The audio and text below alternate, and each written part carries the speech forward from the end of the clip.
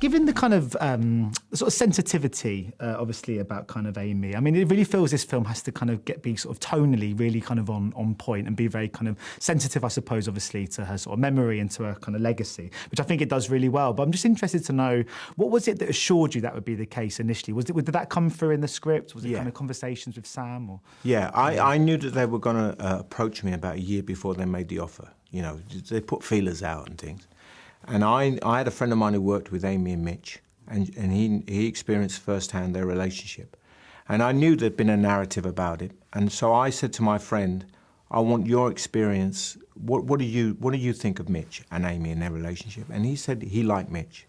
My friend is and my kids went to school together, so we're both parents of teenagers. And he said, Eddie, he's just like us. He loved his kid, but he was in an impossible situation and he made mistakes. So he said, so when he told me that, and I knew they were going to send me the script, I decided that if it sanitized him or if it demonized him, I wouldn't do it. Because as an actor, I only play human beings. I don't play binary narratives one way or the other. And thankfully, Matt's script and Sam's vision was exactly the same. Because you were seeing the film from Amy's perspective, neither Blake nor Mitch were the villains of the piece. The villain of the piece was addiction. Yeah. I mean, because it's obviously, you know, like you said, Mitch has had some sort of difficult press before, but I mean, was it important? You sort of mentioned, find that humanity, because at the crux, what we sort of forget when we were watching all of the kind of stories unfold and the documentary that came out is a father losing his daughter, and I think that's something that maybe we lost sight of, perhaps, as audiences. That's the first thing I wrote when I read the script. I always find a word that is like the essence of my approach. So every decision I make will refer to that. And I wrote at the top of the script, he's a father. That's it. And I'm a father. I got 4 teenage kids. I love my kids, and I make mistakes every day. But one of the reasons why I think this narrative was perpetuated was because when somebody like Amy dies, when they die so young, when they've affected our lives in such a profound way, she's part of our family. You know, we cook the Sunday roast. We hear Amy Winehouse. We drive the kids to school. We've got her on Spotify. We've got her on a playlist or whatever. She's still there. She's still in our lives, but she's gone. And that grief creates a collective narrative within society.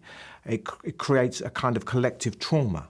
And one of the problems with trauma is, one of the responses to trauma is that we try to make sense of it. And the reason we make sense of it is we latch on to a comfortable narrative. And a comfortable narrative for this trauma is there's got to be someone to blame.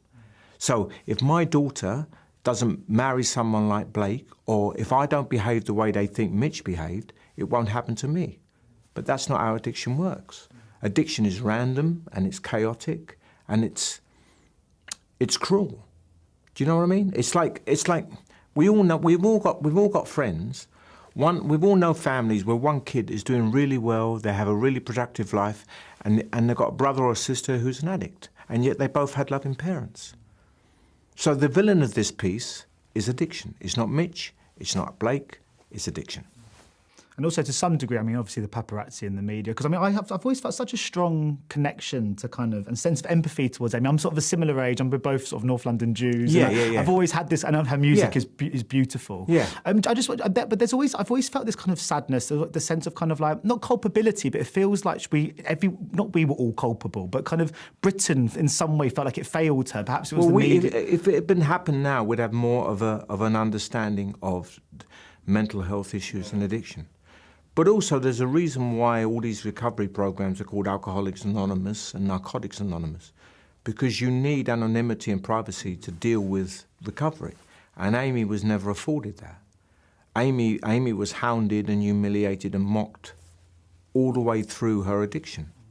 And the thing about the paparazzi and the thing about social media, one of the things it perpetuates is self-righteous indignation. You can get angry, you can get judgmental, and it reassures you that you're okay and they're horrible.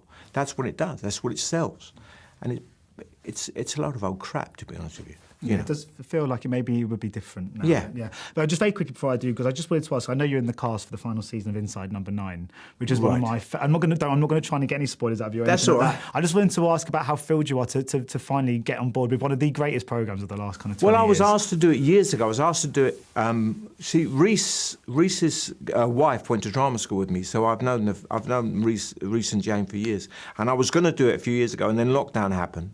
And then they contacted me and said, look, this is the last one we're doing. Will you do it? And I did it. Yeah. Oh, I can't wait to see that. Thank you very much. Such a good show. Cheers. Anyway, thanks so Thank much, you. Eddie. Much appreciated. Nice to meet you. Ladies and gentlemen, you're watching Hey You Guys. Hey, you guys! Hey, you guys. Hey, that's what they all say. Hey, you guys. Hey, you guys!